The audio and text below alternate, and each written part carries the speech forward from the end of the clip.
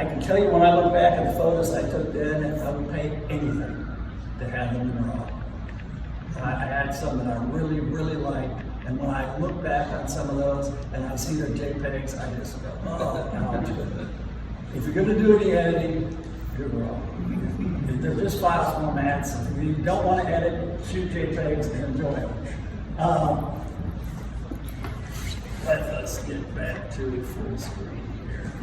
Okay, we're not seeing you. You're not screen sharing. We got to do is share your desktop again. You did it. Anyway, go to your camera settings. This is mine for my R5, and that's what you want right there. I never tried CMOS. It's a smaller file size. Easy gals, easy gals.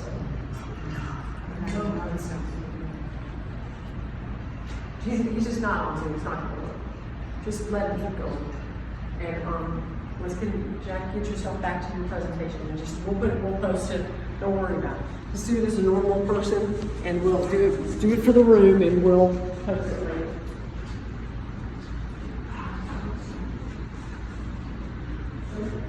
Thanks, gals.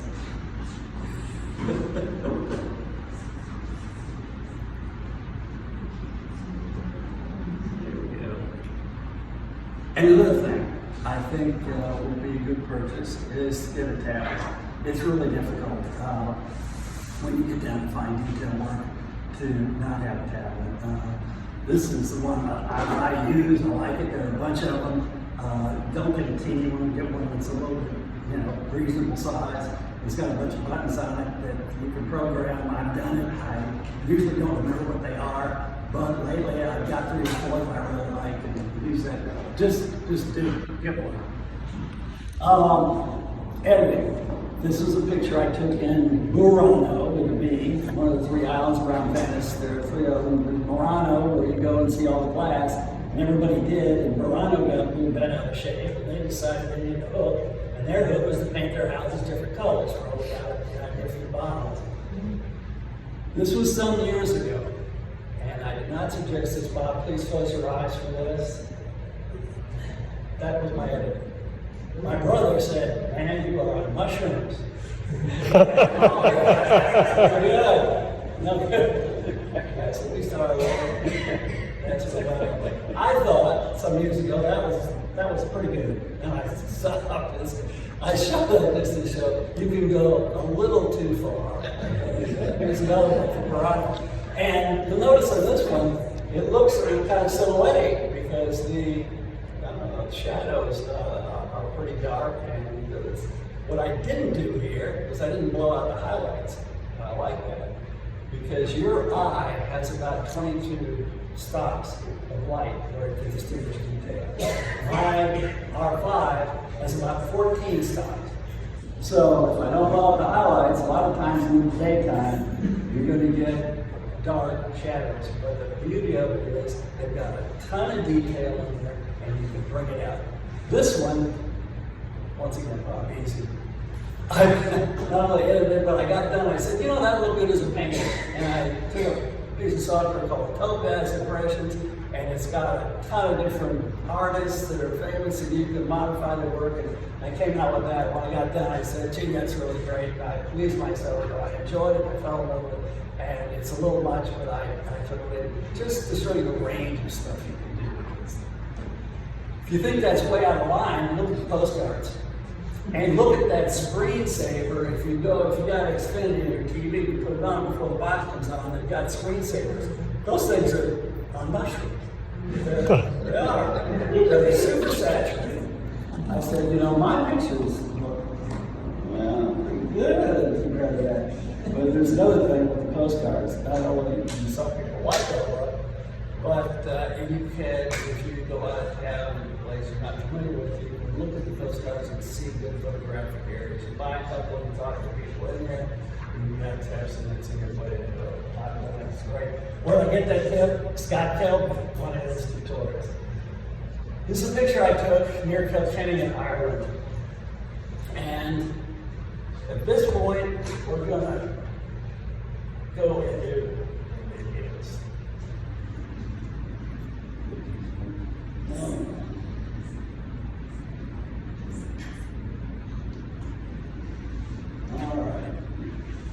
can see there's a lot of things going on with this thing.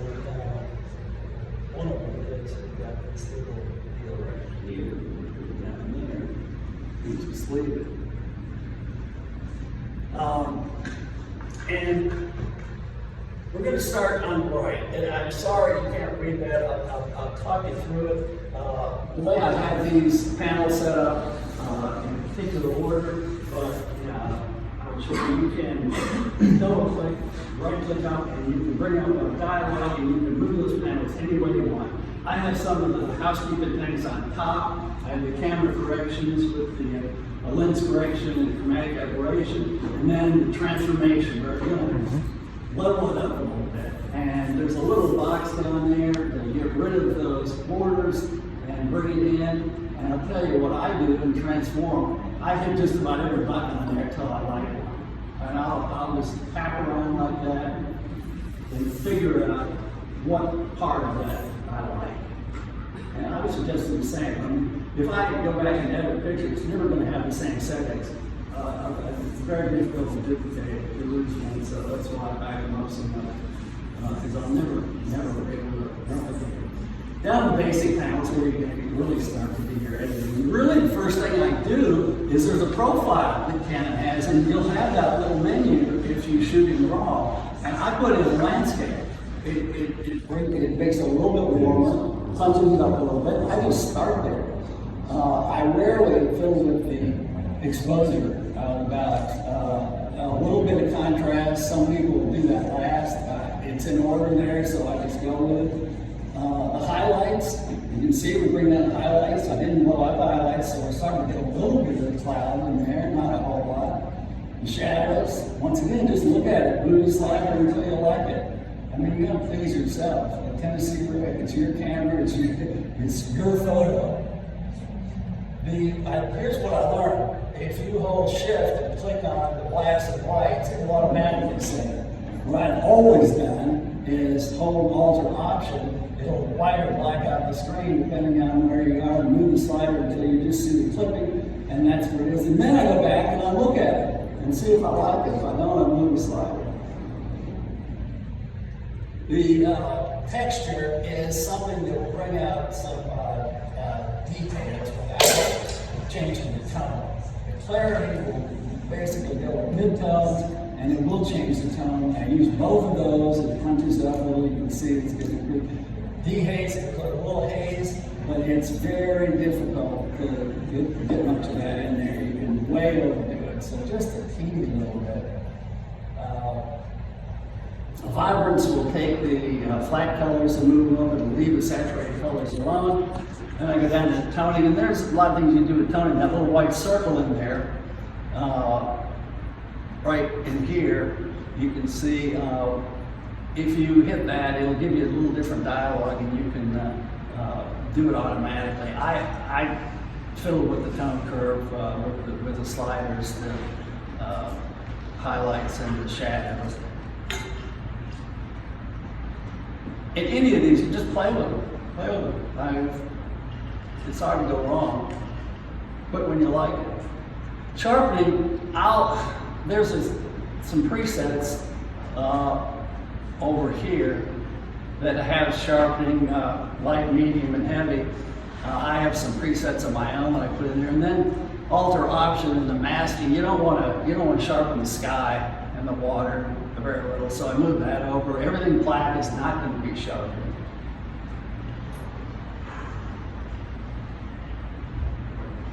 I just fill it with a little sharpening. The raw file is not going to have any sharpening, so you've got to put some in.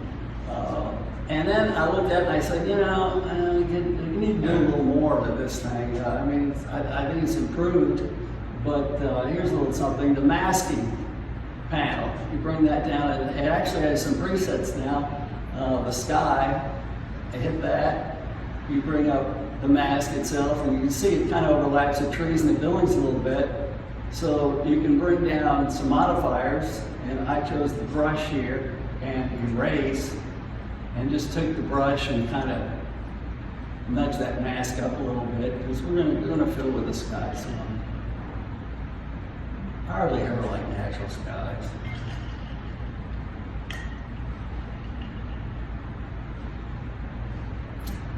Bob's a photojournalist. I think I more lean towards what Julian Cost, one of the Photoshop gurus, says a lens-based artist.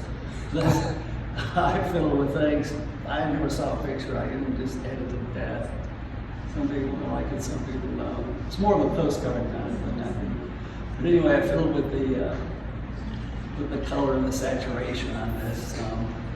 I would normally actually take this over to Photoshop, but that's for another day.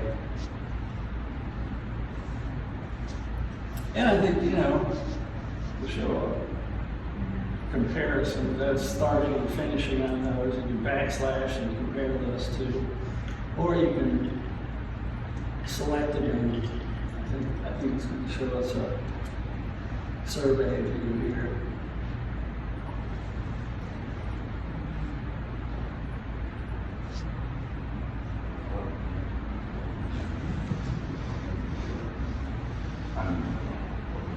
Here it is. So we started with what we did.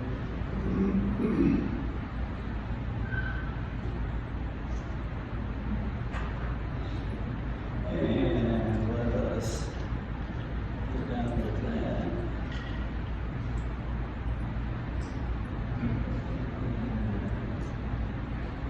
Put it down. Let's do one more.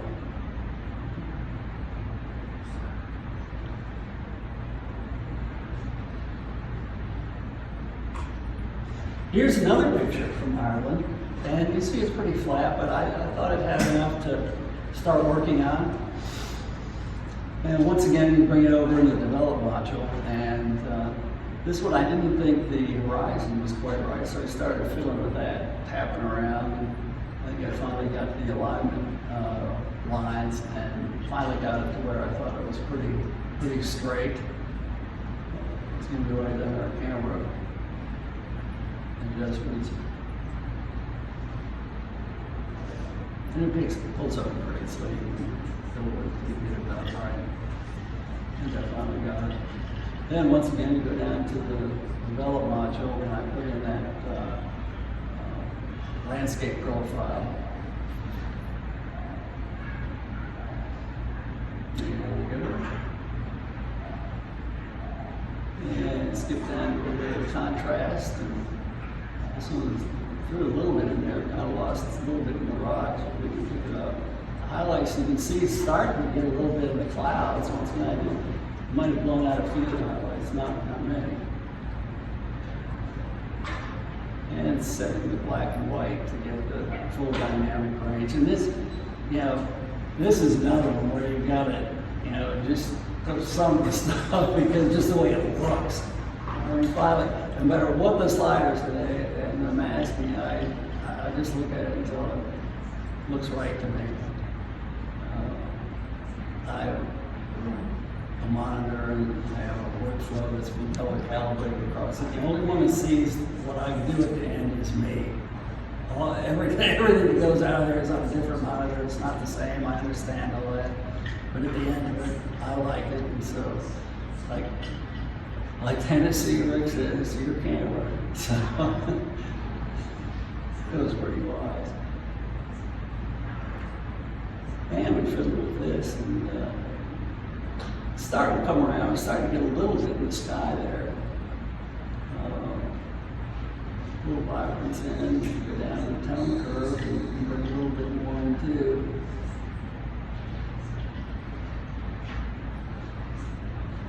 When you go to Lightroom, like I say, you can move these adjustment panels any way you want. And play with all the stuff. It takes a long time to really get familiar with this stuff, but there's so many tutorials out there that are so simple.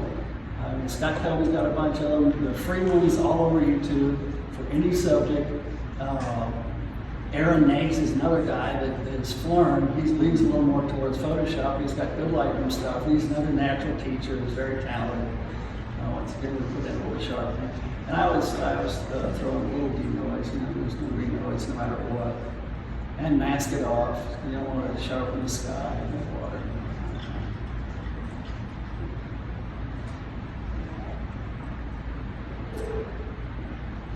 And this one, I think the sky needs a little bit more treatment too, and we'll mask off the sky. And in this one, it automatically chose it beautifully. Didn't have need to do any adjustments whatsoever. So we turn it off, and then go down and play with the color, play a little saturation. You might fiddle with the hue on it, or something. Just get it the way you want. Like a little bit of use dye, maybe a little too nice there.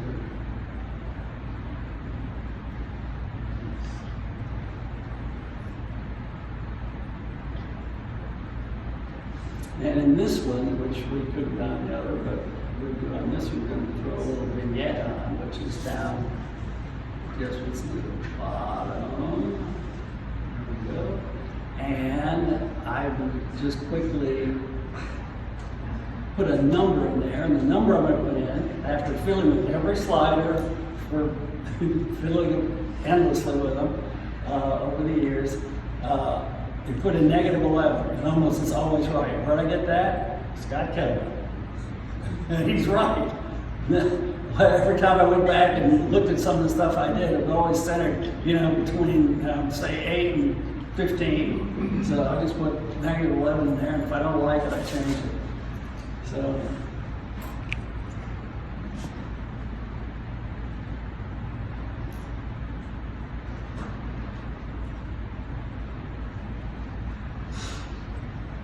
So, what do we have here?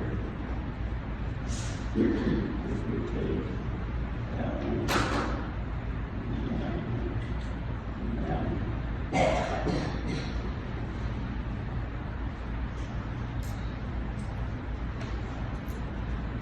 that's kind of a survey view we started with on the top right, what we did in Lightroom. And I took this one and put it over in Photoshop, and you can see in Photoshop, you can do so much more with these things. I took the sky out, the rocks, there's a lot more detail in that. So I have a lot of, the ocean, the whole thing is a lot different. So that is, really.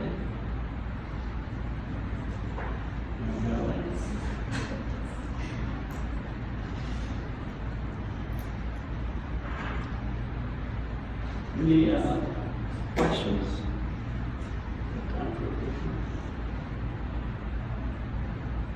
That's me. I was when I took out on FTV. This looks like the footprints are coming in. So that's how you get in touch with me if you want to write me and ask me anything. That's what we got. Thank you. Thank you.